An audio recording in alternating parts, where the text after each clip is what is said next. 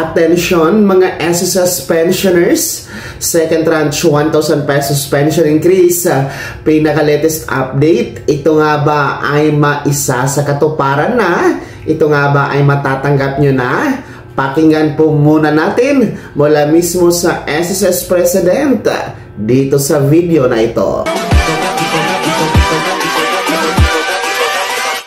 Hold up.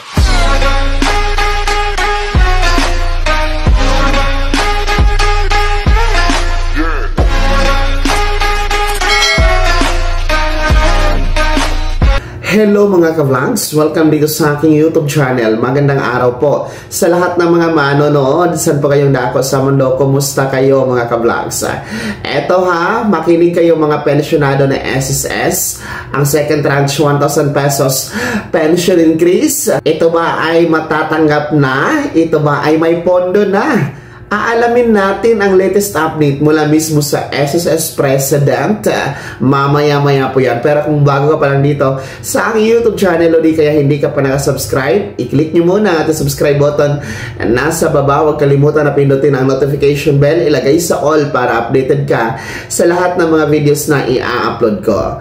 So, ito na nga po, no, makinig kayo mga pensyonado na SSS dahil ang atin pong second tranche 1,000 pesos pension increase sa SSS ay talagang marami ang nakaantabay dito kung ito nga ba ay mangyayari pa. Dahil alam nyo mga ka-vlogs, wala naman pong sinasabi ang SSS na hindi na ito ibibigay. Wala din po siyang sinasabi na ibibigay na ito. So talagang nasa gitna muna ang SSS ngayon.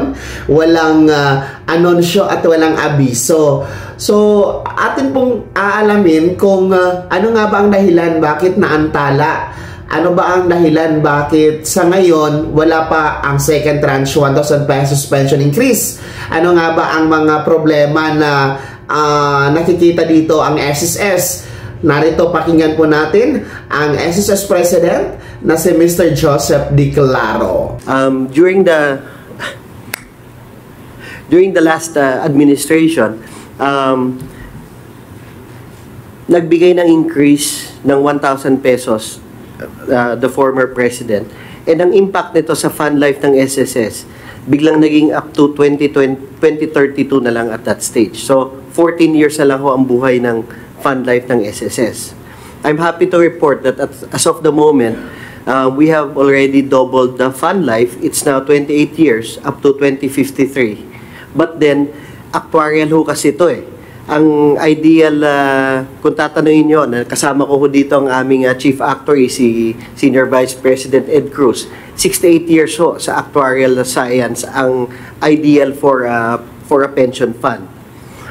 And the reason why meron tayong tinatawag na fund life is because defined ho ang benefit ng SSS.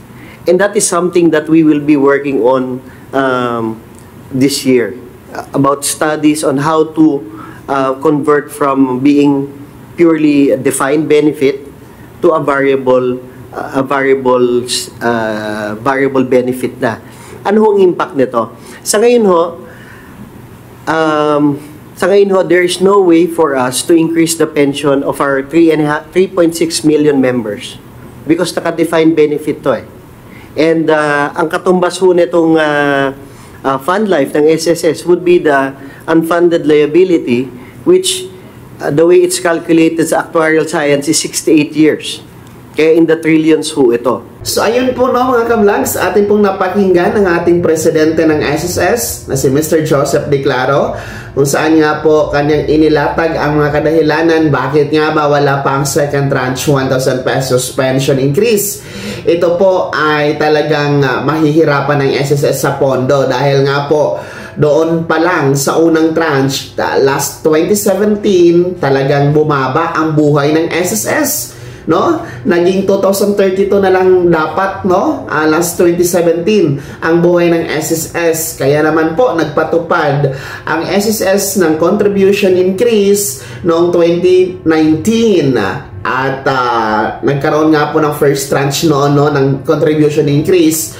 At ang last tranche naman po ng contribution increase nitong taon lang, no?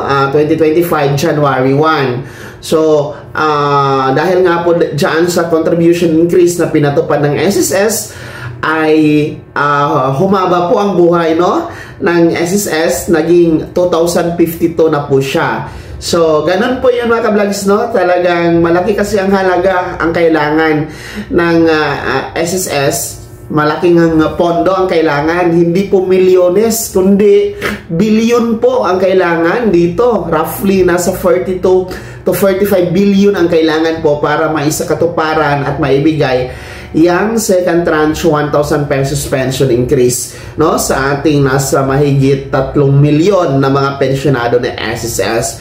So, hindi kakayanin ng pondo ng SSS, malinaw na malinaw po yan, dahil kung pipilitin, nako po, baka wala na pong madatnan ang mga next generation, ang ating mga anak, ang mga apo po, no, hindi na po madadatnan ng SSS, mamamatay. In short, mababangkrap po kapag pinilit na ibigay yung 1,000 piso na second tranche. So, wag na natin pilitin kung hindi pa muna kaya mga ka-vlogs, kasi meron naman po tayong pension increase na pinatupad last month, September, and magpapatuloy yan next year, September 2026 at September 2027. Kahit pa paano, malaki naman po yun, no? 10% pension increase for retirement and total disability pensioners, while 5% pension increase for death or survivor pensioners. And malaking tulong na din po yun na increase na yun, mga ka-vlogs. And ang importante naman po talaga dito, continue, no? Walang putol yung inyong monthly pension, no? Yun yung importante dito, mga ka-vlogs. So, kung ibigay man ang second tranche na 1,000 piso, mabuti. Pero kung hindi pa, mag-antay na lang po tayo, mga ka-vlogs, na magkaroon ng pondo niyan para naman magiging balanse din po ang pananalapi ng SSS. Kaya wag po kayong maniwala sa mga nagbabalita na di umano ibigay na di umano meron ng pondo ang second tranche 1,000 piso na pension increase. Yan po ay hindi totoo. Hanggat wala pong abiso at anunsyo mula sa SSS, ay hindi tayo dapat maniniwala sa mga ganoong balita, mga ka-vlogs, ha? Dito sa ating YouTube channel, sinisiguro natin na ating mga balita sa inyo ay totoo at walang bahid na kasinungalingan. Kaya naman po mga SSS pensioners, ano po yung komento direction sa balitang ito? Kayo ba ay naniniwala pa na maibigay pa itong second tranche 1,000 pesos pension increase? Sino sa inyo dito ang hindi na umaasa na maipatupad ito? At sino sa inyo dito ang kontento na sa inyong pension increase na pinatupad last month, no? Kontento na ba kayo doon kaysa naman mabangkrap ang SSS dito sa second tranche? Ibahagi niyo po yung comment at direction sa balitang ito, pakilakip ng buong pangalan at kung taga saan kayo. Bago ko magtapos sa video na to, kung gusto niyo po sumuporta sa aking YouTube channel, maaari niyo pong i-click ang ating super thanks button na nasa baba. Sa mga gusto maging miyembro, pwede i-click niyo lamang ating join button. Maraming perks dyan, mga ka-vlogs. Be my member now. Sana naging gabay ang video na to, kahit pa paano na pag-uusapan natin ang mga mahahalagang bagay-bagay na may kinalaman sa pagiging miyembro, benepisyaryo at pensyonado sa SSS. Kung hindi ka pa nakasubscribe dito sa aking YouTube channel, maaari nang i-click ang ating subscribe button na nasa baba. Huwag kalimutan na pindutin ang notification bell. Ilagay nyo po sa all para updated ka sa lahat ng mga videos na i-upload ko. Maaari nyo din i-like ang video na to, at kung meron ka pa mga katanungan, maaari nyo i-komento sa comment section na nasa baba. Paki-follow na din po ang aking official Facebook page na nasa screen nyo. Muli po, ako si Daniel Timpawa na nagsasabing dito sa aking YouTube channel, Pawang Katotohanan, at lahat totoo lamang.